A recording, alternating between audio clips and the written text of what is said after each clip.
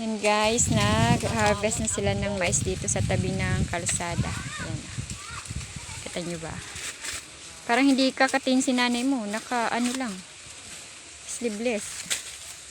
Ang lalaki ng kanilang mais. Ayun o. Ito pala guys, nililinis yung gitna nito para dito siya ibilad. Ayan. Ito yung mga na-harvest nila. Dito yan ibibilad sa gitna para mainitan. Kaya ginagawang ganyan. Pinuputol sa puno yung mga puno ng mais. Yan mo naman laki ng mais. Kita nyo ba? Ang lalaki ng kanilang mais. Hanggang doon yan sa dulo. May nag-harvest na doon sa dulo. Konti lang naman to. Manta lang naman yung harvest nila. Ito naman guys, naiwan. Bagong tubo. Wala pa tong laman. Ayan o. Wala siyang laman. Pero itutumba na tong puno niyan. Ayan o. Ito binalatan habang nasa puno pa. Lalaki ng kanilang mais. Ayan o. Ay, tingnan mo. Meron na naman siya o. Sadyang may ganyan talaga sa maisan. Oh.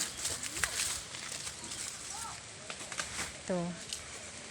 Mga batang nag-harvest. Magkano isang sako? 40 daw isang sako ng mais. Walang merienda yon. Yan. Meron po? Ay, meron? Meron yung merienda yung 40? Okay. Ha? 40 po. May merienda. Diba? Magtitis ka nga lang sa init. Hanggang doon yan sa dulo. Yan. Ay, nabibubutog po. Ampong ka mo. Shout out. Mga guys. Shout out daw mga guys. Isa pa. Dali, isa pa. Marap ka dito. Mga guys. Diba?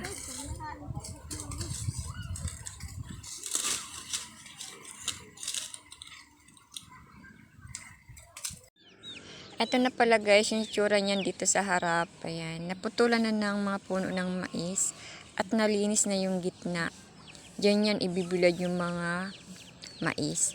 Alam niyo bang kailangan ibilad pa yung mga mais after ng 10 days bago nila ibenta. Kailangan tuyo na yung mga butil ng mais. At iti-tracer pa mga yan. After magbilad, i-tracer, isako. Ayun, ikikilo na siya. So, pera na. At yun lang everyone. Thank you for watching. Bye. Please subscribe.